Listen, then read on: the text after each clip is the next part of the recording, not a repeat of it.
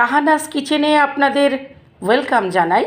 আজ আমি আপনাদের একটা হেলদি ব্রেকফাস্ট বা healthy tiffin chicken corn vegetable salad খুব ইজি প্রসেসে করে দেখাবো।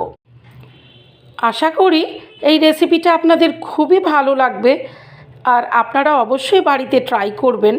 আর আমার এই রেসিপিটা ভালো লাগলে নতুন বন্ধুরা অবশ্যই আমার চ্যানেলটিকে সাবস্ক্রাইব করে দেবেন আর সমস্ত বন্ধুরা লাইক কমেন্ট শেয়ার সাপোর্ট করে অবশ্যই আমার পাশে থাকবেন। 250 গ্রাম বোনলেস চিকেন কিউব নিয়ে নিয়েছি, তার সাথে 2 টেবিল স্পুন সুইট কর্ন নিয়ে নিয়েছি। লো টু মিডিয়াম ফ্লেমে 5 থেকে 6 মিনিট বয়েল করে নিচ্ছি। 2 টেবিল স্পুন আমুল বাটার নিয়ে নিলাম। বাটার গলিয়ে নেবার পর বিভিন্ন রকমের ভেজিটেবলস দিয়ে দিলাম। ব্রোকলি, বাঁধাকপি, কড়াইশুঁটি, গাজর, বিনস। 3 থেকে 4 মিনিট ভেজিটেবলসগুলো সতে করে নিচ্ছি।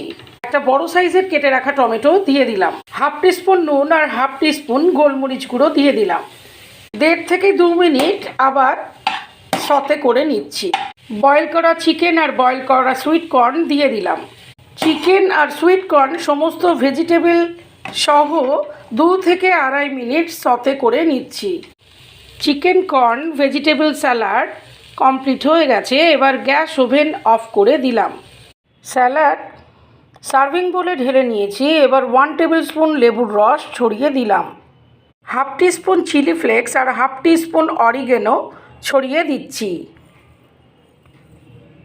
Chicken corn vegetable salad serving বলে ঢেলে সার্ভ করবার জন্য একেবারে রেডি করে ফেলেছি।